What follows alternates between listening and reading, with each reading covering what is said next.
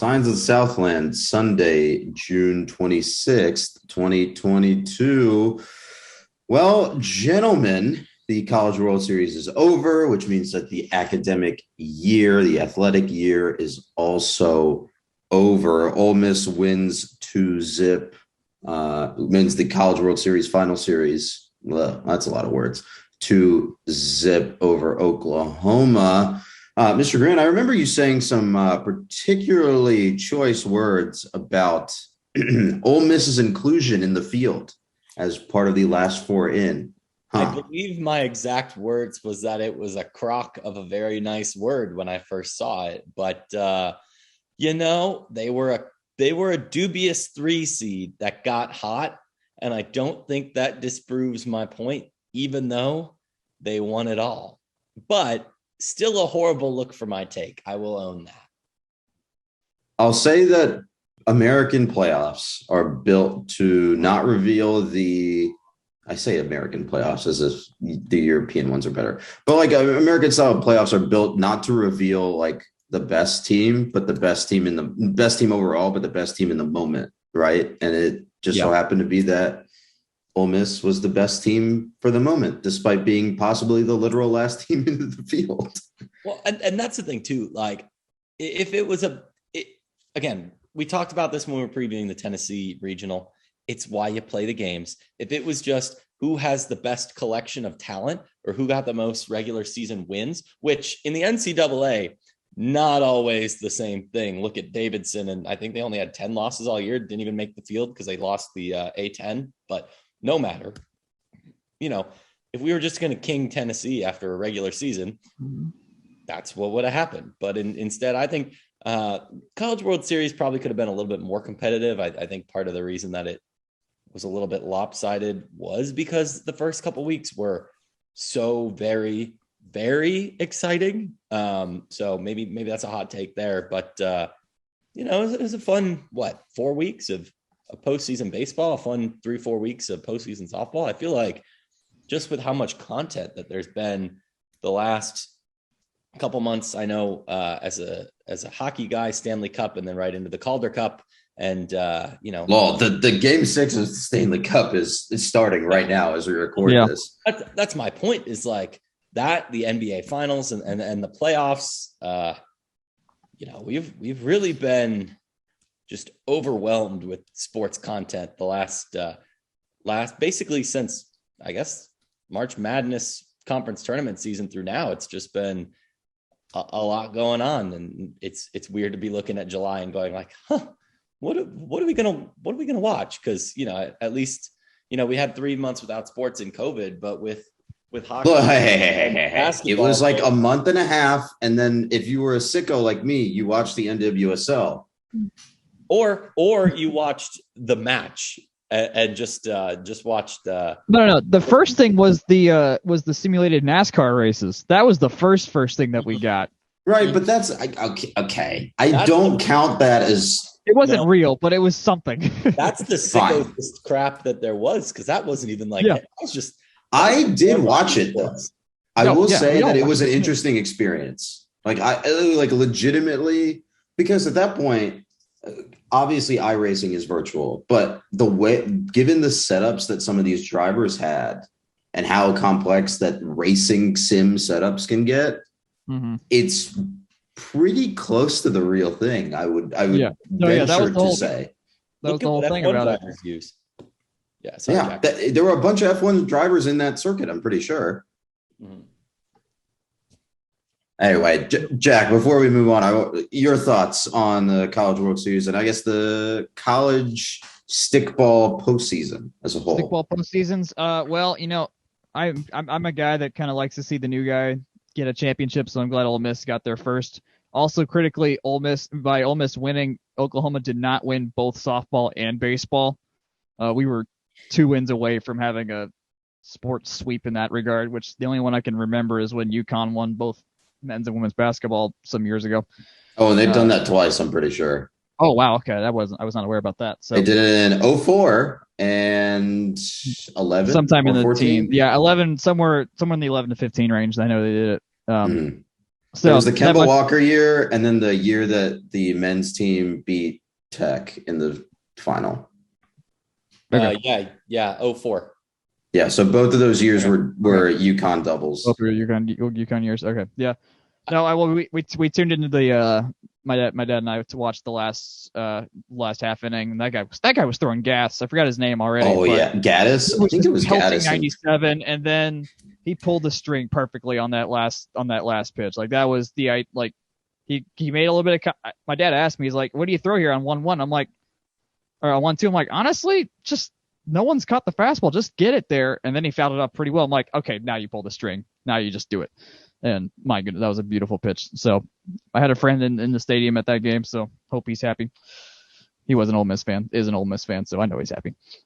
I gotta say, the Twitter social media discourse around college baseball has really been strong this year, and I think softball too. So really excited, and volleyball last fall, women's basketball in the winter. I think it was just a great year. Maybe this is me being a little more checked out on football and men's basketball than I'm used to, but in terms of just like the average awareness across the board of, I'd say we got the big two, right? Football and then basketball. And then that like big four, like next tier, women's basketball, volleyball, softball, and then men's baseball. It was just a really solid year, I think, to be a part of that ecosystem. And I'm excited for, we'll see what happens as we navigate all these transitions for teams, people coming, people going, but should make for a good year next year for sure.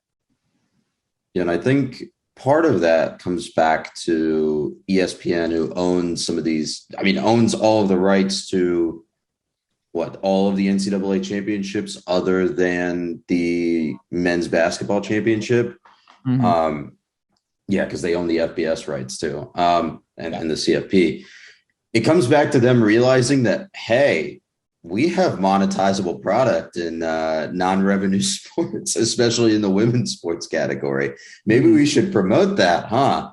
And I think, to their credit, I think they've done a much better job producing and broadcasting and scheduling those games this year. In conjunction, especially with the Women's College World Series, in conjunction with the NCAA adjusting that schedule to have better competitive structure with regards to the days of rest and that. So it's been a really good tail end of the spring as we close out the athletic year, I think. Yeah, agreed. Speaking of unheralded sports getting attention, Mr. Purdy, you went to a WNBA game featuring a Georgia Tech player this weekend. Please tell us all about it. It was a delightful time. Me and my friend, we drove down to the Gateway Center. We got to see Lorela Cubaj come back to Atlanta for the first time. If you're following the socials, she was on campus Friday or Thursday, I believe, when the Liberty got in. But then the game was Friday night. Cubaj does not play much for the Liberty right now. With how they kind of structure their offense, she's basically their third string center on an 11-man roster. There was only 11 people dressed during the game, so she was basically the only third stringer from what I could deduce with how they were doing their rotations. And they've got some great centers, including a 6'10" girl who was just massive. So it's there. She's 6'7". I forgot if she's 6'7" or 6'9", but like they don't really need her right now. If she played for the Dream, she might start. Based on the Dream aren't terrible. They're not terrible. They're like mid-table.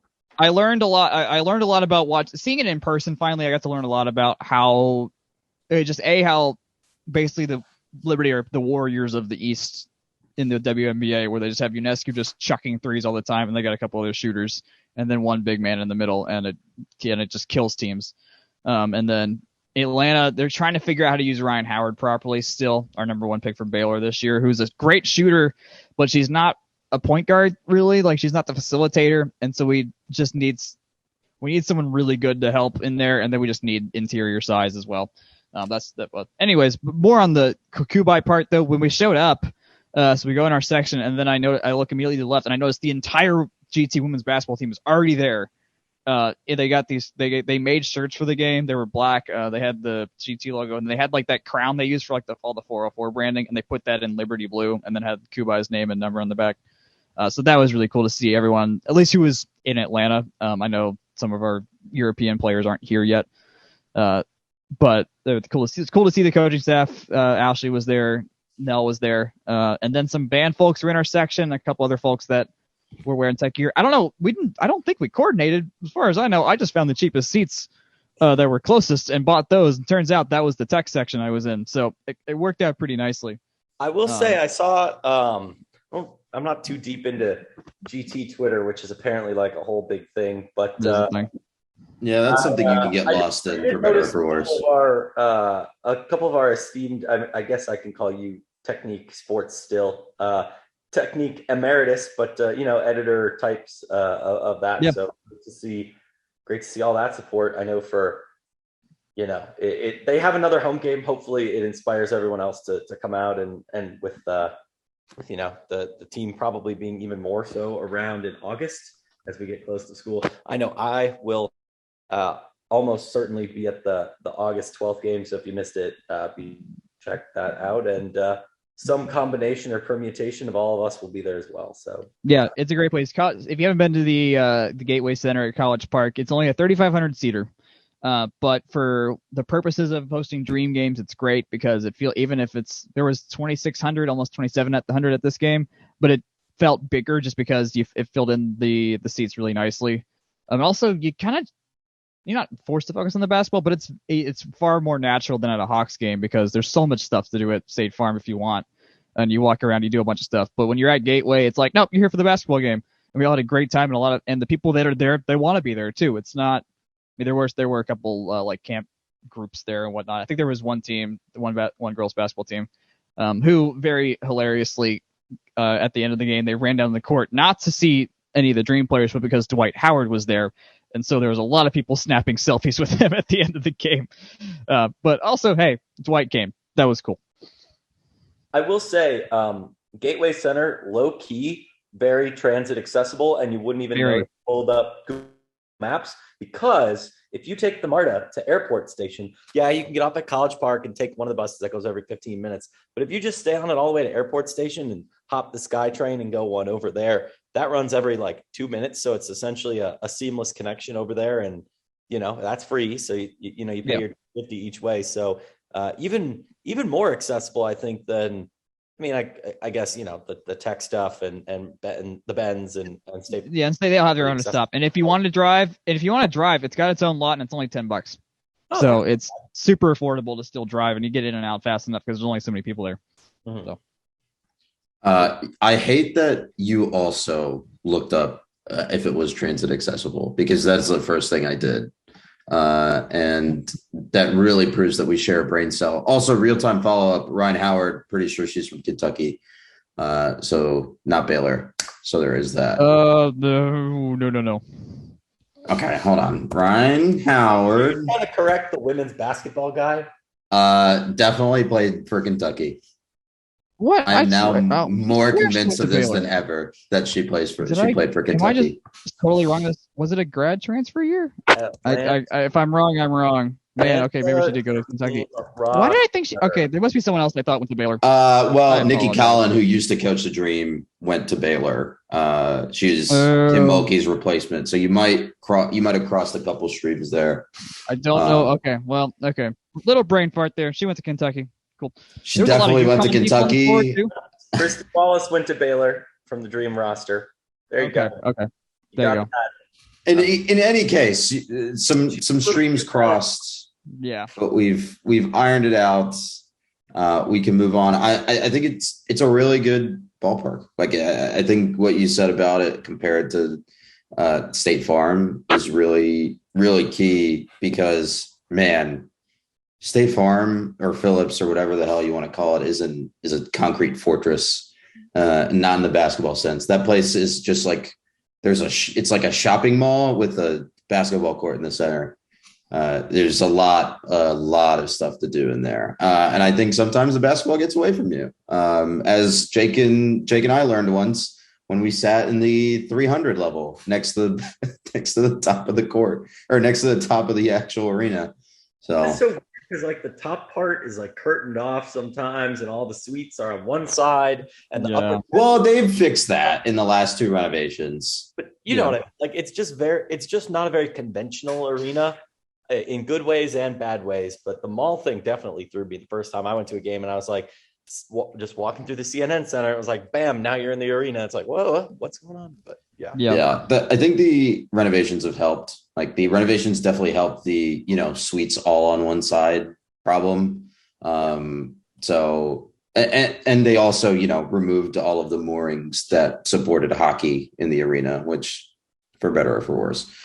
But yeah, that was Dream Liberty. They are back. You said August 12th. August 12th. It'll be the second to last game of the year, so the season might be kind of done by then. We'll see what the Dream. I think they play a reverse fixture. God, I use the British term. They play a reverse fixture in New York the week after. That Sunday, I think, or like whatever the closing day is. Yeah, actually, they kind of do. The Dream, their next game is actually against the Liberty's next game is against the Dream in Brooklyn. The Dream played today. They hosted Connecticut. So they're kind of doing this twice. These schedules are just wild.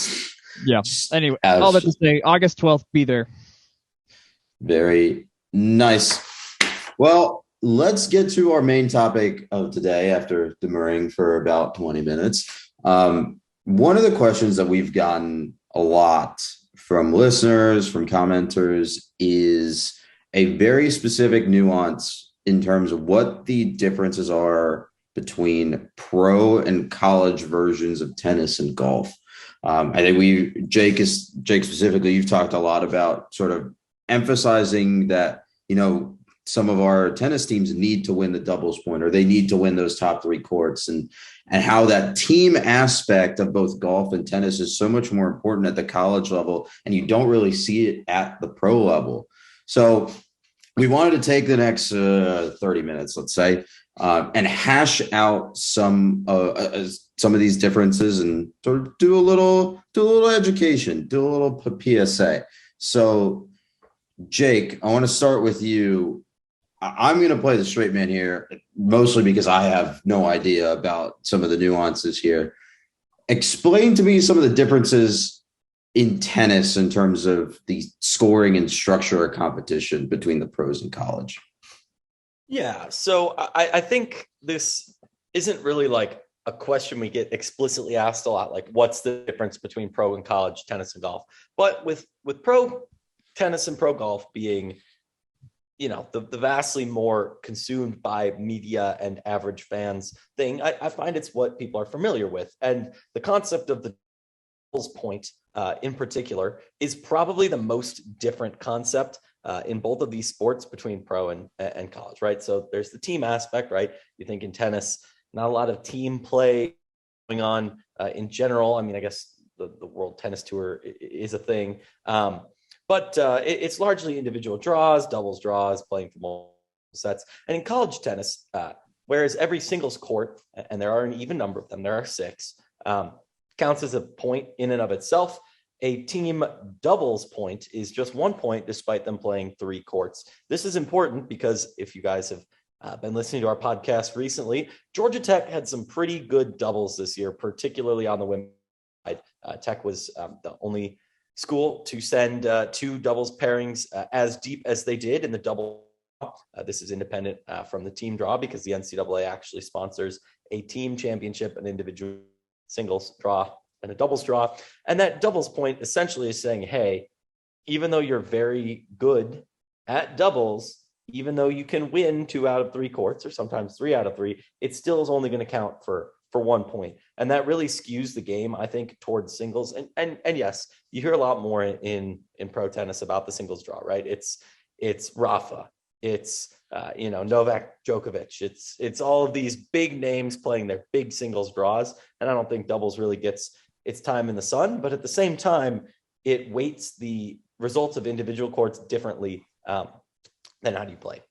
I know this is a long-winded answer. There's pros and cons to both sides, right? You can be great at doubles and still lose and lose a match because it only counts for 1 point. But at the same time, you're only playing 1 set in doubles, so that's really the trade-off there. Is you're saying it's a best 2 out of 3 doubles sets, not a best 2 out of 3 doubles courts, is probably the more fair to the system way to look at that. Yeah, and I at least in my layman's opinion, it takes this pro level individual sport where I think, like you said, that individual performance is so important, and it turns it into a team competition just by sheer force of will and structure. Right. It sort of does. I mean, it really does go along with the NCAA stated mission of, athletics, teamwork, excellence, and et cetera, et cetera, et cetera. So there's merit to the NCAA for once. Jack, do you have any thoughts on this difference, at least structurally, between the pros and college and tennis? Yeah, I mean, there's actually the big team event in the pros is the Davis Cup, which is the country affiliation based tournament that happens every year. Which, if you follow tennis enough, is a fun thing to watch. Just to get a sense, because it's kind of Ryder Cup ish in the sense, and it's a whole tournament, and you got Roger play. You could theoretically have a Roger Rafa matchup except it's country based. So you're playing for your country, not for yourselves. Kind of like the Olympics, in a sense as well. When that happens, but even though it's still individual in nature. So that's where you get a lot of that. Doubles, unfortunately, is a little bit more random unless you got dedicated doubles pairs, because it's just kind of like you show up at majors and you're like, all right, like Coco Gauff literally was like, hey, who wants to play doubles in Wimbledon? Like, she just put a tweet out asking who wants to do it with me. Like, it's not a whole double. There's not like a doubles tour mixed with a singles tour. The Williams sisters obviously played together for years because that was natural for them, and the Bryan brothers. But when it comes to the doubles thing, it's not going to gain the traction in the pros just because it's just a lot of times it's singles folks just diving in at majors, and it's just not enough to get the track. There's no real identity with it to track with. And then it's got the added benefit of the majors too. So what you're saying is we need live tennis such that they have individual teams. I was going to talk about when we got to the golf section, but sadly, we'll get there. We'll get there. I just wanted to make the joke.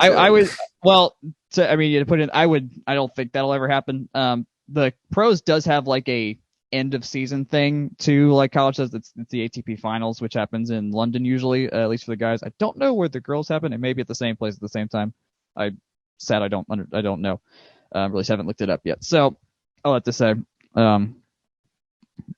yeah, it basically exists kind of the same, even if you get rid of WTT.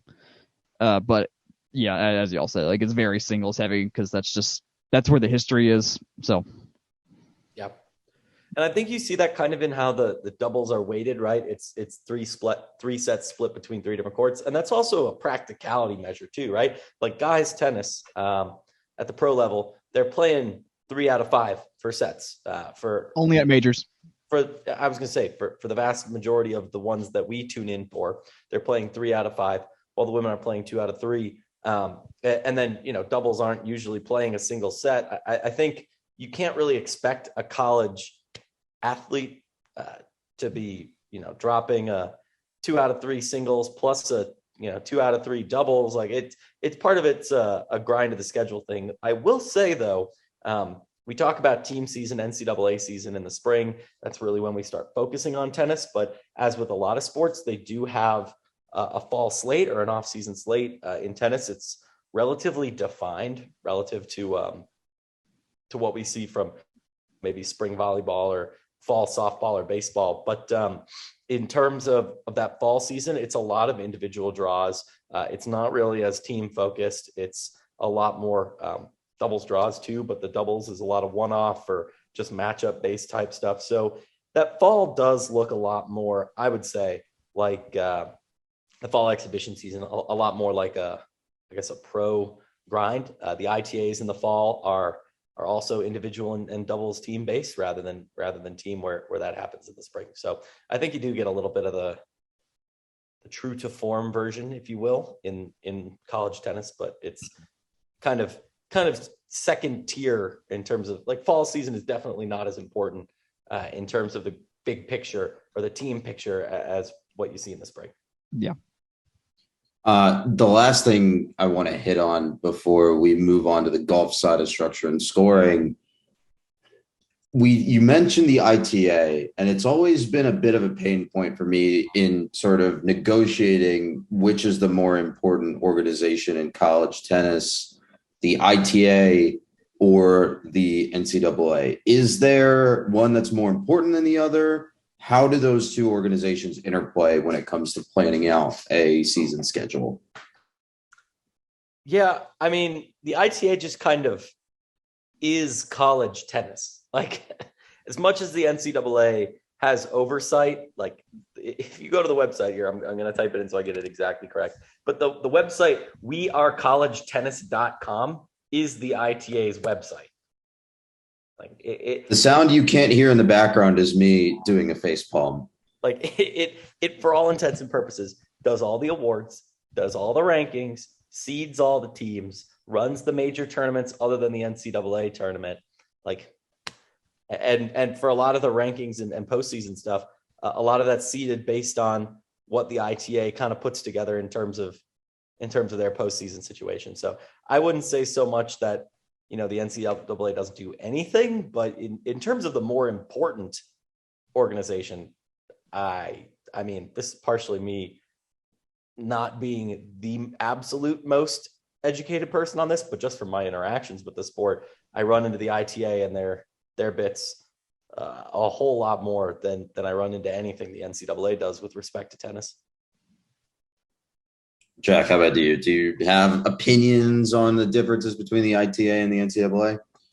No, not really. I haven't focused enough to know much of a difference at all. I just know we had to write about it twice a year for the technique, and I kind of managed to not ever write about it, so I never had to dive in. Okay, so that'll be my homework this coming season. Thank you for demurring, Mr. Prepared Podcast Host. But in seriousness, it seems like it's a like an Olympics kind of relationship, an IOC versus the sport specific.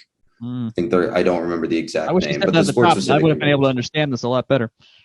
Yeah, but that's the way it seems, right? Because you have the NCAA that manages the entire competition, but it's only in this specific context. Because if you look at other sports, like the NCAA still organizes baseball, it still organizes golf, which we'll get to. It's still softball, etc. Football, I think, is maybe the other cutaway example or the cutaway exception.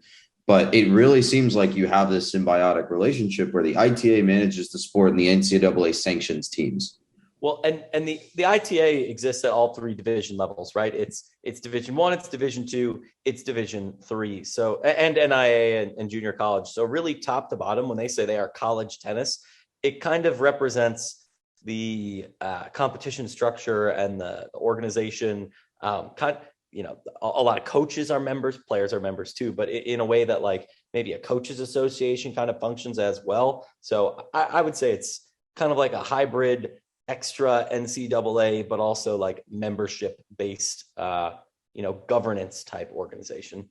And then it also obviously ties into USTA, which is kind of the overall governing body in America. So.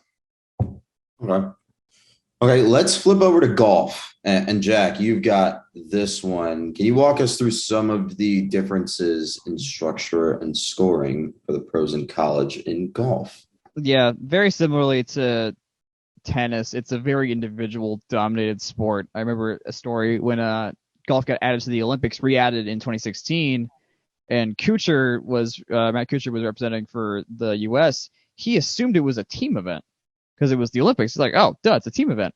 And then showed up and was like, oh, it's not? It's only individual? He was shocked. But that's the thing, is it's basically every tournament except for this brand new thing out in Saudi Arabia is individual based, and it's every tournament. Technically, they're in Portland this week. Well, but yeah, I digress. Yeah. There is one PGA tournament called the Zurich Classic that happens in New Orleans that is it is a doubles tournament. And so it's similar to how doubles and the pro in tennis works. You just grab somebody and go. That's pretty much it. But you're just playing together, and you get a combine, but it's still stroke play. It's not really match play. And then the match play there is the WGC match play, which is a bracket style pool play, and then you go single elimination the rest of the way. And that tournament lasts 5 days. So that's the only tournament that lasts. That's the longest lasting tournament by structure, because it just takes so long to get through all the matchups. And you play a lot of golf in terms, like, if you make it all the way, you're playing 36 holes on Sunday. So it's a lot of time. But beyond that, and then there's the Ryder Cup, of course, and the President's Cup. And I know there's a women's version that I'm forgetting. Again, sorry. But it's the same idea of it's a team event. It's match play the whole way down. And the Ryder Cup, I would argue, is one of the best events world sports has to offer, with just how fun it is at times. And then I know with golf, I'll let Jake kind of take this, but it's kind of the mismatched kind of thing here.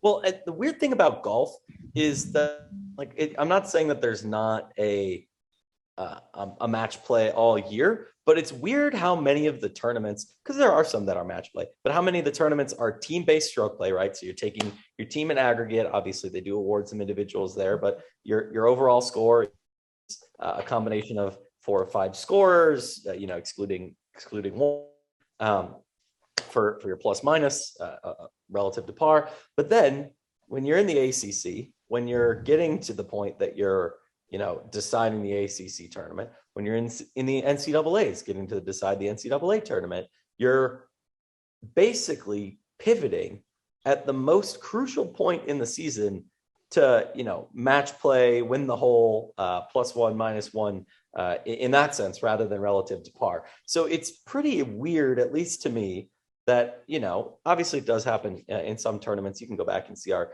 dual head-to-head matchups against various schools. There'll be a couple each year, but really when the moment matters the most, they kind of completely change up the format. And maybe that's me, again, being, more proficient in golf in the curmudgeon 2 or 3 years than I was before that. But just seems odd to me. And I kind of take it at face value, when you're deciding the tournament, you got to whittle down the field, and then, you can't play 8 pairs all the way down through the finals, or maybe you could.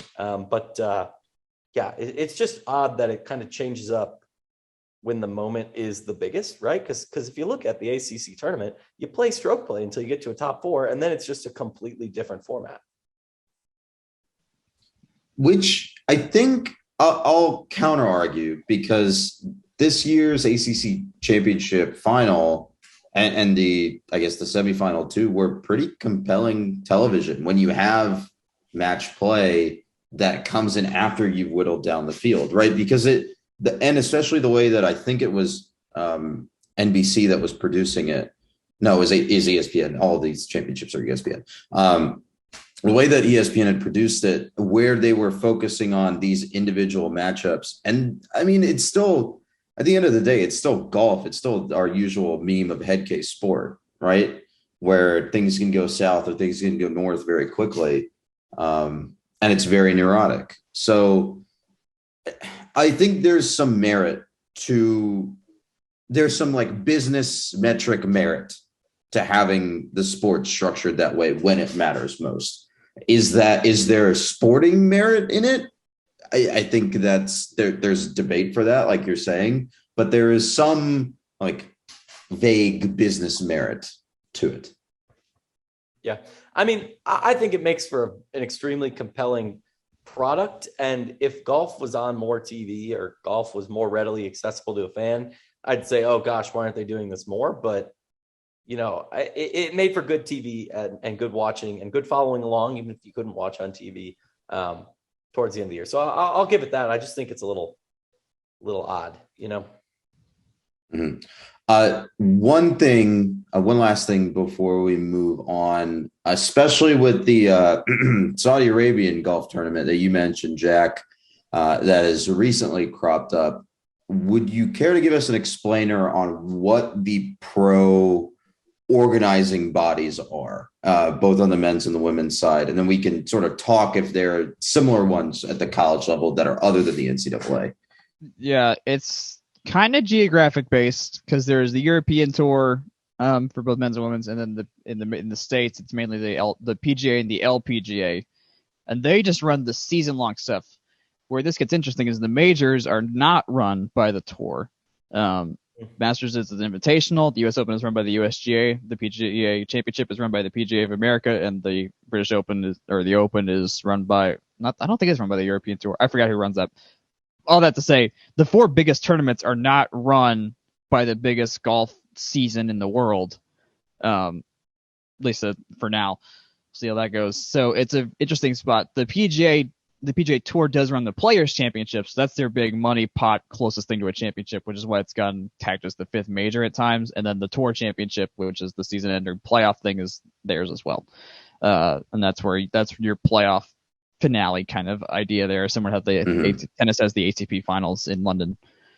So yeah, it's not there is the closest thing you have to a overall governing thing is the official world golf ranking, which basically just sanctions value on certain tournaments around the world to create the world ranking structure. And everyone follows that as the gospel of the world rankings. Like they that's legitimate. There's no secondary fake one, or I don't call it fake, but there's no secondary other one like a coach's poll and your AP poll, and that doesn't exist. So no major selectors, no list of 18 major selectors in this one. No. Just for our edification, describe the Live Tour in. Okay, I will bound it to 1 minute and in at least the most unbiased way that you can, and then I will let you get to the.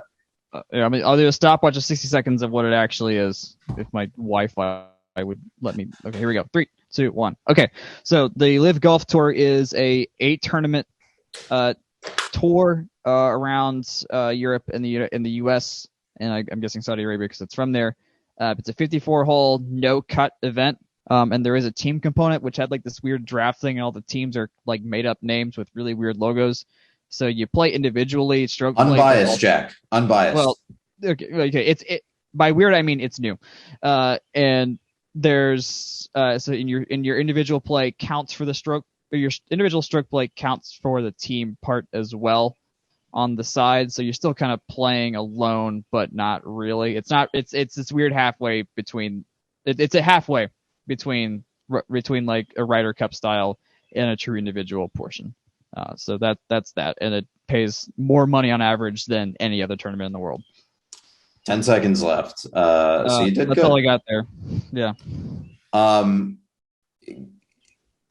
Where do I want to go with this? I think there's a bunch of issues with the ownership structure of the Live Golf Tour that are heavily politicized. Maybe we don't need to delve into those, but could you give...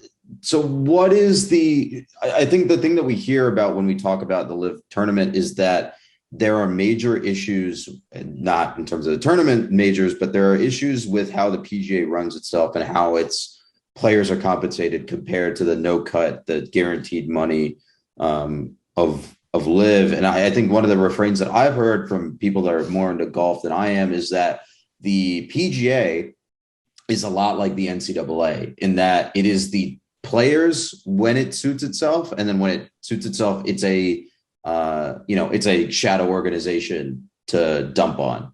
Can you sort of explain the dynamics there, and I guess compare that to what we think of when it comes to NCAA enforcement in that vein? Yeah.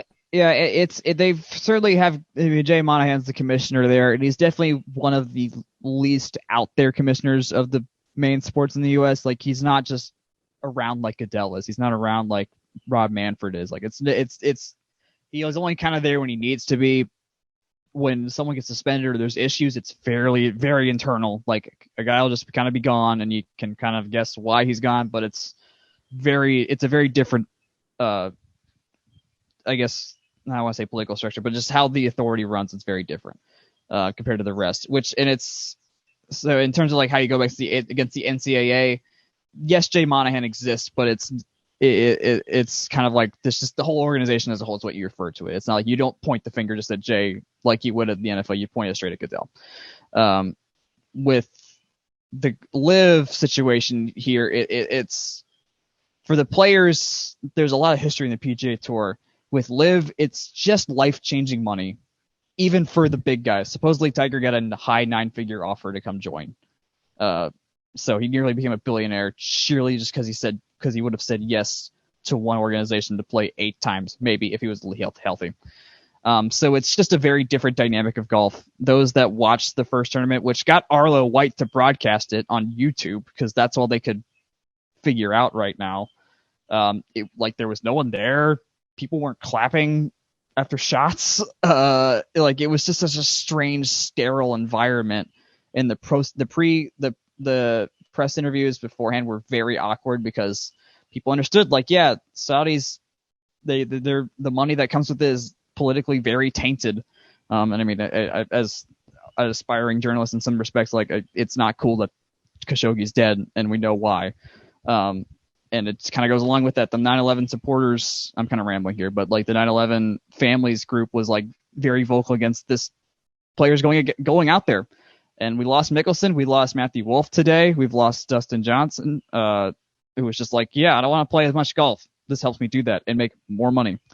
And the PGAs had to respond and kind of create a very similar vein of things, which I don't fully understand. I still got to do some research, but they're doing a very similar idea of like, okay, more money and fewer tournaments, basically.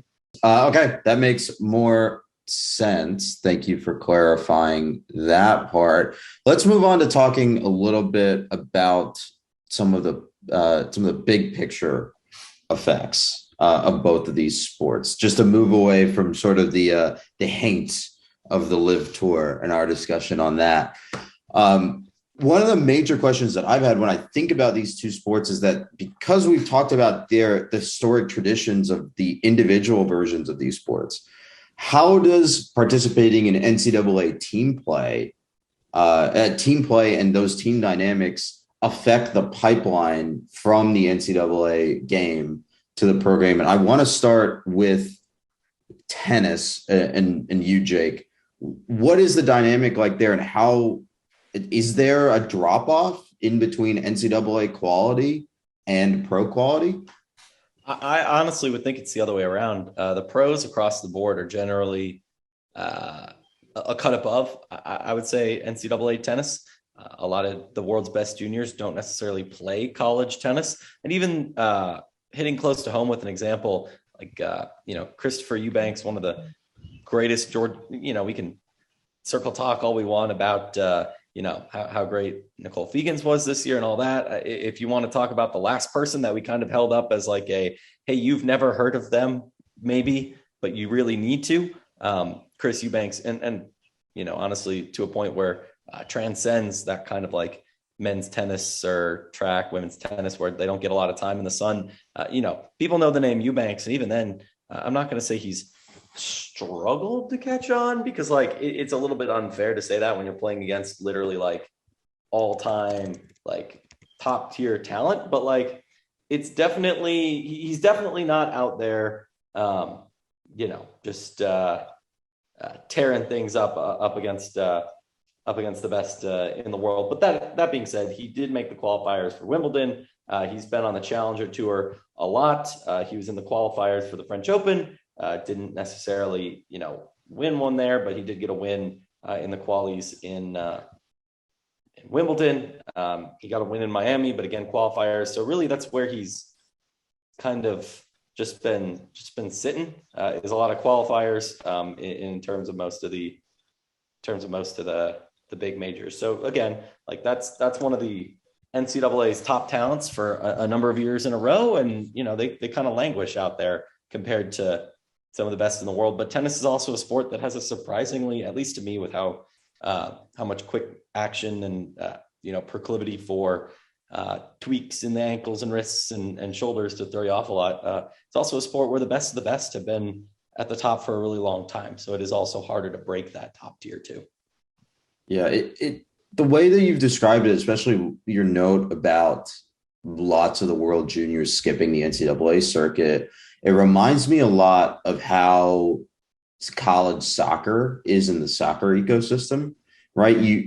Especially with the U.S. academy system built up to the point it is now, a lot of your top youth talent, your Weston McKennies, your Chris Richards, et cetera, if you're familiar with the U.S. men's national team, they are going directly to U23 teams in Europe or U23 teams for MLS teams, rather than going to college, sitting there for 4 years and playing through the circuit, and then getting drafted into MLS or going abroad to join a team, because those 4 years end up being critical development years. Is that similar for tennis?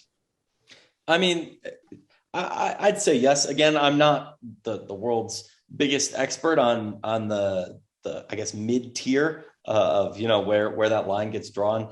Again, I point back to Chris being the greatest men's tennis player probably ever to play at Georgia Tech, and being topping out a couple of years ago as just the 147th best in the world.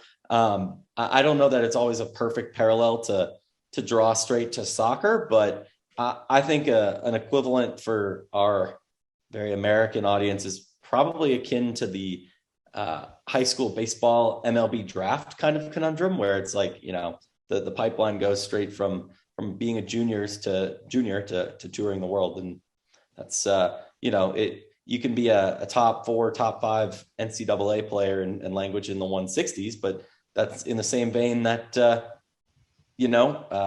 lot of top tier talent. And if you turn the clock back to the NBA, where LeBron and Kobe were jumping straight from high school to the NBA as well, or people going to overtime elite, it's kind of the same concept, but in a way that I'd say we don't see in the same way in America as a sport like football, where essentially you must play some sort of college football in order to make it at the next level. A sport like softball, where NCAA softball is the pinnacle, and or a sport like swimming, where the entire world comes to America to swim in our universities, and kind of makes the NCAA championships one of those top tier events. I wouldn't say that tennis kind of has that same pull, but like we talked about with the organizational structure, it's really an odd sport compared to governance, and I think it's kind of similar with the talent pipeline too.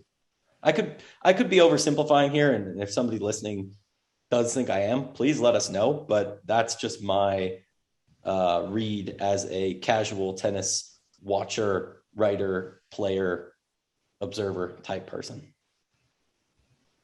Jack, you have any thoughts on some of these pipeline issues in tennis? Yeah, I think you nailed it on the head. I mean, I think we should note Coco Gauff, Atlanta native, definitely not going to college anytime soon, because she's killing it right now and is going to be a favorite at Wimbledon. Iga Swiatek is the actual women's favorite, but like Coco got to the French Open final. She got to the semi or the final in doubles too. So I mean, yeah, there's a college tennis is definitely. I mean, if you want it, it's there, but if you want to go pro and get, and the legacy of this has been around for decades. Like Chrissy Evert was playing Wimbledon finals when she was like younger than 17. So I mean, this is standard now for tennis. And if you're new to it, like, yeah, that's just how you do it. You don't go to college if you're that good. Yeah. Mm-hmm. And I think that's remarkable too, is because like if you look at how much of a big deal it is to see people going pro before they need to or have to in certain sports, a la, the third year college junior going to the NFL, or like to pick a non-rep sports example, Missy Franklin leaving Cal to go pro, halfway through her tenure there. That's like front page news in a way that tennis and baseball too. It's just more of a fact. It's normal. It's just how you do it. Life. Yeah. Or a one and done in men's basketball. Right. Yeah.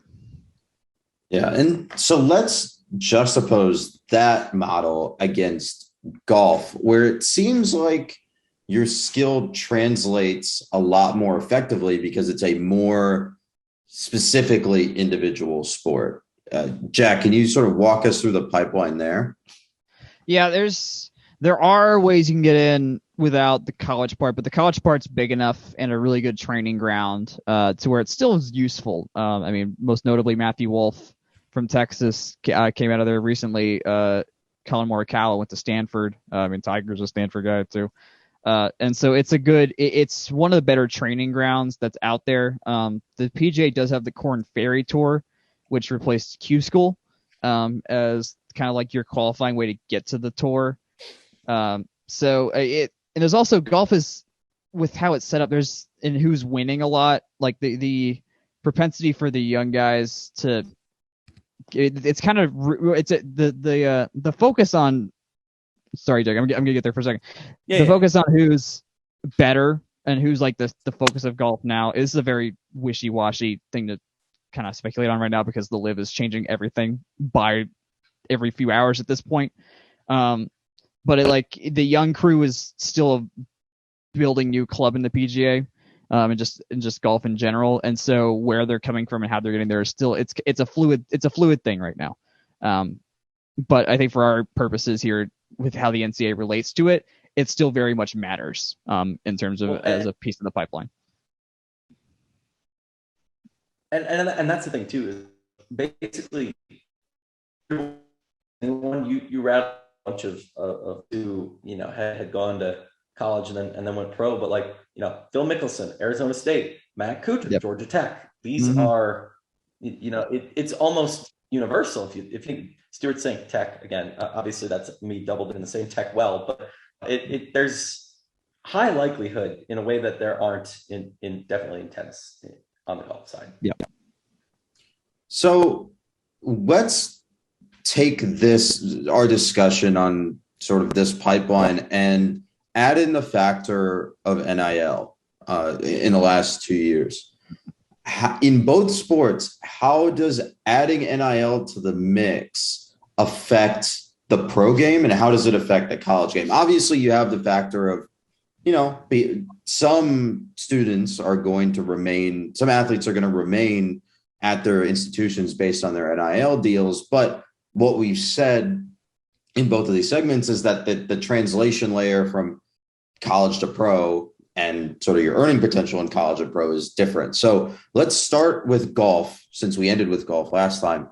Does NIL in golf become a bigger factor in players staying in college versus going pro? Yeah, I think this ties back to the loose allegory I made to swimming earlier. I don't think you see, Missy Franklin or Katie Ledecky turn pro early if they can make that money in the form of NIL and stay at their school where the competition level is really high. Something like golf, that really helps people, right? They and stick around. And for the folks who are borderline, I can't imagine it hurts. Jack, how about you? I was about to say, I think if you're in that middle group, I would say if you're Ledecky or Franklin, you go pro. You if you got it, you take it while you can. But otherwise, I don't want to see what they would do in this case. But for that group that's in that middle group of okay, I could kind of make the leap, but I know I'm not all the way there. This stuff matters. NIL matters a lot because that kind of makes it a lot easier decision for them to stay maybe for an extra year and still get something out of it more. If you're on the lower end and you get your NIL, you just know that's probably going to be it. But yeah, for that kind of that middle bell curve group that could get to the pro spot, I think that's going to be. I think it's going to be really impactful to kind of keeping depth on squads, if anything. Of okay, maybe this person would have tried to leave sooner, or they want to try something else, but no, they got a salary now in some form or fashion. So that's my. And also, this is still very brand new. We don't fully know what this will end up turning into. So that's. We're kind of hypothesizing here for a second, but that's my initial guess is okay, that middle group of the higher end, but still not all the way there at the cream of the crop is going to be the ones that benefit the most from this NIL part. So Reagan Smith will be a good example for this next few years of okay, what does she do in this case? Yeah, especially since she has 3 years left before. Yeah, this was her freshman year, right? When we saw her at Tech. When we saw her, yeah, I think, yeah, because 2021 Olympics, she was a freshman, or she was billed as a freshman. She's 18 or 17 or something like that. Yeah. Some of these elite swimmers are so young. It's very weird to watch. I think that about wraps up our discussion. Thank you both for participating and enlightening me on the structure and proclivities of these two sports. Any other final thoughts before we move on to a couple of news items and wrap up? As much as I was talking about how Liv is taking a lot of notable PGA Tour golfers, there's still a lot of good talent there. So I wouldn't, despite this change, I don't think we're at the death of the PGA Tour yet, and it's very much still worth watching because there's some fantastic golfers. Notably, Rory McIlroy, committed and staying. Morikawa, committed and staying. So the people are still there. It's not going to die. I will have to take points off for Morikawa. He puts his milk in before his cereal. That is shameful. He needs to be. He needs to be publicly. He needs to be publicly made fun of for that on the golf course. Jake, how about you? Any other notes before we move on?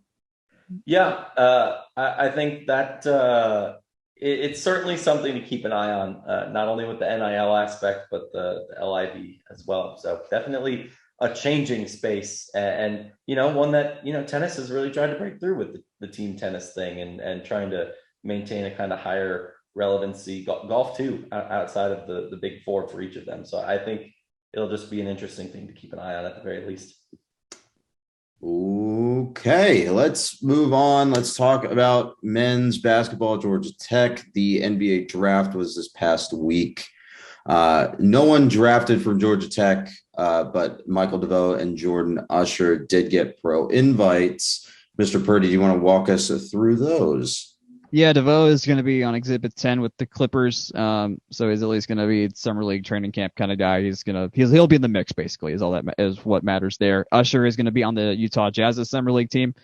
I think without any doubt, was something we knew DeVoe would at least get a look.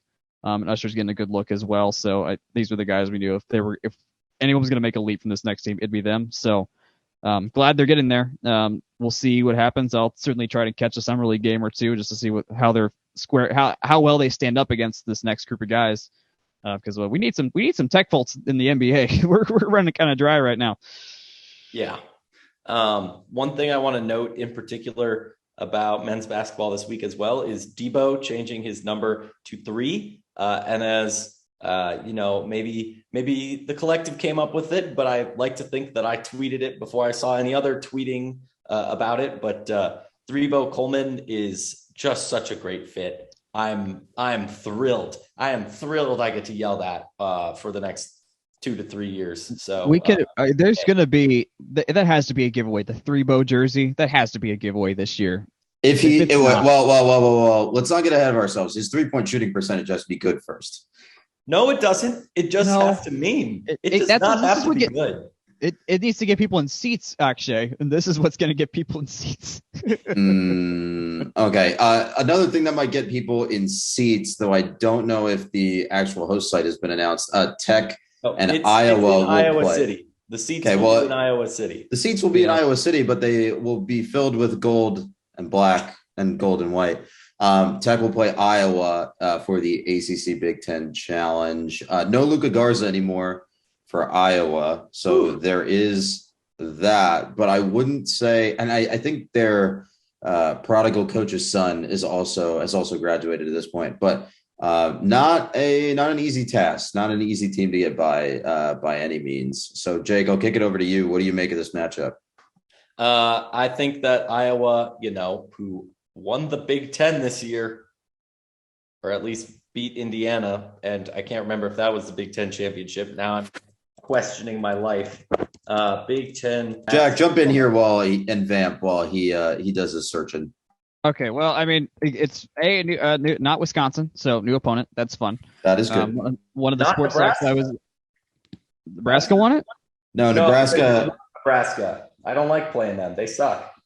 Oh, no, fun time. I guess this might be as far as we travel too, depending on. I mean, we'll have the East Coast games up to Syracuse and whatnot, but we haven't seen our schedule. But there's a shot this is as far as we travel all year, at least early, unless we get some West Coast games involved and like go to USC or something for our non-conference. But we are involved in some sort of early season invitational. I don't remember the dates on it. Okay. Exactly, but I also don't remember the location, but that's on the schedule. I think the field for that was pretty competitive. Now that I think about it, it might be in Hawaii, but maybe I'm not remember. Can I talk about my tea now? Sorry, didn't want to commit a rights violation. My computer started playing noise. Oh dear. Incredibly professional podcasting. Mr. Grant, I go back to you. What do you make of this matchup, given that you've now researched the Big Ten championship? Yeah, Iowa won the Big Ten last year. They're missing a lot of big pieces, though. A couple very, very senior folks, I believe. One was my age in school, which made him a sixth-year senior. Luka Garza, who's with the Pistons. Just a lot of big names gone from Iowa who was pretty good last year. And the most important thing is that we were not the ACC team left out. So at the very least, we get to play in the ACC Big Yes. Ten. Yes. Do we know who did we? I know y'all. Who was it that got left out? I haven't checked this. I'll pull it up one sec. I had it open in another screen. I am, regardless, glad it's not us. I mean, I'm kind of sad we're not hosting. I guess you have to go back and forth too, just to maintain parity. But this was our Wisconsin game was as good of a crowd as we got for students last year. Like they didn't sell that much real tickets. So they just said anyone's welcome. Just like get in here, and there was a crap ton of students that showed up. So. Mm-hmm. It was one of those games that had a really, really good atmosphere at home, and I mean fun. the team was up for it, right? They played really well, and even though they lost to Wisconsin, it was still a really, really good game. Really, did NC State get left out this year? So Boston College, Notre Dame, North Carolina, Miami, FSU, Duke, Tech, Wake, Virginia, Clemson, Louisville, Cuse, Pitt, Virginia Tech. Yeah, NC State got left out. Okay. All right. Hey, Kevin Keats, not a schedule winner, as I've always said. We did not get left out, and we don't have to play Nebraska or Northwestern, two teams that are just not very good. The other former NCAA tournament team, Northwestern, I'll have you know. Iowa is good. They are good. A win here would be great. Absolutely. The last thing I wanted to mention with regards to Michael DeVoe playing with the Clippers this in Summer League is that, if I remember correctly, the Clippers Summer League team, or either their Summer League or their G League team, I don't know if their coaching staffs overlap, are coached by Daryl LeBerry and Paul Hewitt. So old friends, to say the least. Let's move on to baseball. Kevin Parada was a finalist for the Golden Spikes Award, but did not win the Golden Spikes Award. That went to Ivan Melendez of Texas, who had a very weird College World Series in that they got summarily eliminated by Texas A&M, who, as we've always said, are not a Texas rival. Just to wrap up on all academic All-Americans for other sports, softball had 4 academic All-ACC, All-American. I don't really know the nomenclature. Academic All-ACC. Track had 5, so that's pretty cool. Volleyball added a transfer from UCF, who we talked a little bit about in our writer's room. Jack, do you want to give us a preview of that transfer? Yeah, we got a new outside hitter. This is going to be effectively the Brambilla replacement. We got Tally Marmon from UCF, who's an outside hitter. She helped get UCF to the AAC championship last year. And she has played against Tech. She had 13 kills in their game against us early season last year, and they were good.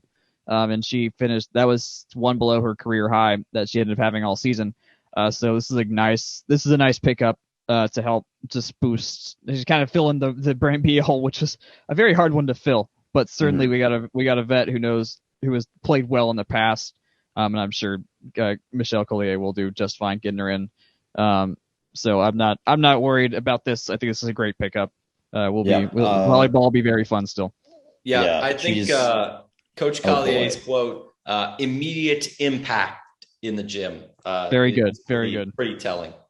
Yeah. A couple of the notes, Israeli International, obviously that fits in with the whole, build a complete volleyball team out of players that aren't from the United States bit that Michelle Collier has been doing for the last couple of years, which honestly, very cool. Not going to knock it at all. It's a very competent strategy, and it's obviously paying dividends for her.